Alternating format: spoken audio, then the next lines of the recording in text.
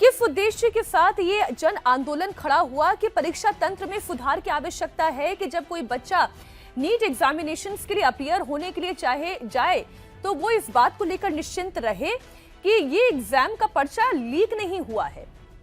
ये एग्जाम का पर्चा वो है जहां पर पूरी मेहनत के साथ, पूरी तैयारी के साथ यदि कोई छात्र एग्जामिनेशन में बैठ रहा है तो उसका सही से आकलन होगा और जो मेरिट होगी उसी मेरिट के आधार पर उसका सिलेक्शन होगा। लेकिन हमने देखा कि बीते कुछ सालों से लगातार परीक्षा का ये तंत्र चौपट साबित रहा है। कई सारे सुधार किए गए लेकिन उसके बावजूद इस सुधार का हासिल कुछ नहीं हुआ और फिर इसने छात्रों को मजबूर कर दिया कि वो सड़क पर आए, सरकार को झंझोरें, सरकार से ये मांग करें कि उन्हें परीक्षा तंत्र में सुधार की आवश्यकता है। और फिर यहां से सीजेपी के इस पॉलिटिक्स का उदय हुआ, पॉलिटिक्स कहें या फिर छात्र आंदोलन का उदय हुआ। सीजेपी यानी कि कॉकरोच जनता पार्टी, और इसके पीछे का भी बैकग्राउंड आप जानते हैं क्योंकि चीफ जस्टिस ऑफ इंडिया ने युवाओं को लेकर एक कॉकरोच शब्द का इस्तेमाल कर लिया था और फिर वहां से कॉकरोच जनता पार्टी खड़ी हुई। अभिजीत दीपकिया है, उन्होंने सौरभ दास को अपने साथ जोड़ा, आशुतोष रांका को जोड़ा, विजेता दहिया को जोड़ा। ऐसे करते करते टीम बनती चली गई और आज की तारीख में अगर मैं इस प्रदर्शन का सच्चा स्वरूप कुछ कहूं तो वो मैं कॉकरोच जनता पार्टी नहीं बल्कि मैं उन हजारों लाखों युवाओं और उन छात्रों को इस प्रदर्शन का चेहरा कहूंगी जो एक्चुअली में परीक्षा के इस तंत्र के फ्लॉस से परेशान है।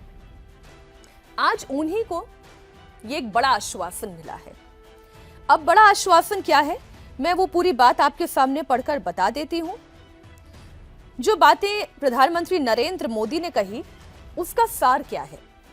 उसका सार यह है कि प्रधानमंत्री नरेंद्र मोदी ये कह रहे हैं कि सरकार एक ऐसी दिशा में काम कर रही है जहां पर वो एक निष्पक्ष बॉडी बनाएगी, एक ऐसी व्यवस्था तैयार करेगी ठीक वैसे ही जैसे कि हमारे देश में यूपीएससी के एग्जाम होते हैं, क्योंकि यूपीएससी के भी एग्जाम होते हैं और उसमें कोई लीकेज नहीं होती है।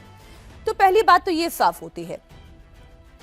अब ये संस्था ऐसी एपेक्स बॉडी तैयार की जाएगी जो एडहॉक बेस पर नहीं होगी, बल्कि इसकी जिम्मेदारी ये होगी कि पूरे देश में जितने भी एग्जामिनेशंस कंडक्ट होते हैं, जिसमें नीट एग्जामिनेशन को भी आप शामिल करें, उसके पास जिम्मेदारी ये होगी कि पहले तो क्वेश्चन पेपर सेट होना, क्वेश्चन पेपर सेट होने के बाद फिर उसका प्रिंट होना, प्रिंट होने के बाद उसके परीक्षा सेंटर तक ट्रांसपोर्ट होना और फिर जहां परीक्षा सेंटर तक वो प्रश्न पत्र जा रहे हैं वहां पर परीक्षा का कंडक्ट करना।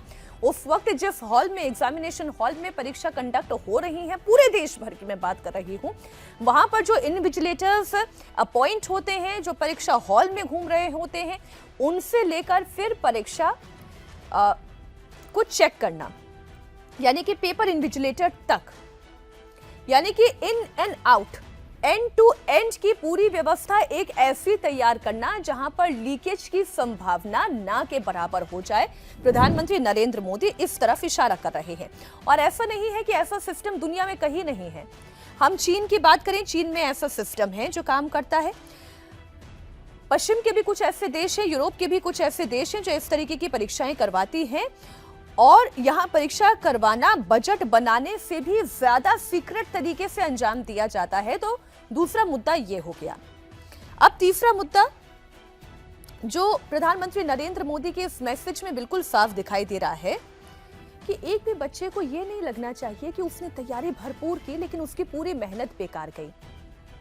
मान लीजिए 100 बच्चे नीट में अपीयर होने के लिए तैयारी कर रहे हैं, उनमें से 80% बच्चे पूरी सजगता के साथ, पूरी मेहनत के साथ, पूरी तैयारी के साथ अपनी जान लगाकर तैयारी कर रहे हैं।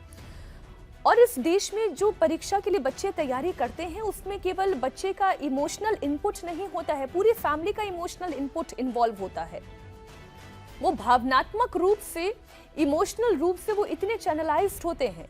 तो किसी भी बच्चे को, उन 80% बच्चे जो सही तरीके से तैयारी कर रहे हैं और वो उन 20% लोगों की वजह से मात खा जाते हैं जो कि इस परीक्षा के पेपर लीक के माफिया तंत्र का हिस्सा हैं, उनकी वजह से उन 80% बच्चों को ये नहीं लगना चाहिए कि उनकी मेहनत बेकार गई, जाया गई। मेरिट के आधार पर उन्हें दाखिला मिले, वो डॉक्टर बने, ये प्राथमिकता सरकार की है। और यही बात प्रधानमंत्री नरेंद्र मोदी कह रहे हैं कि बच्चों का दिल नहीं दुखना चाहिए, बच्चों को ऐसा नहीं लगना चाहिए कि उन्हें फेयर चांस नहीं मिला, बच्चों को ये नहीं लगना चाहिए कि एक भी बच्चे का भविष्य खराब हो रहा है।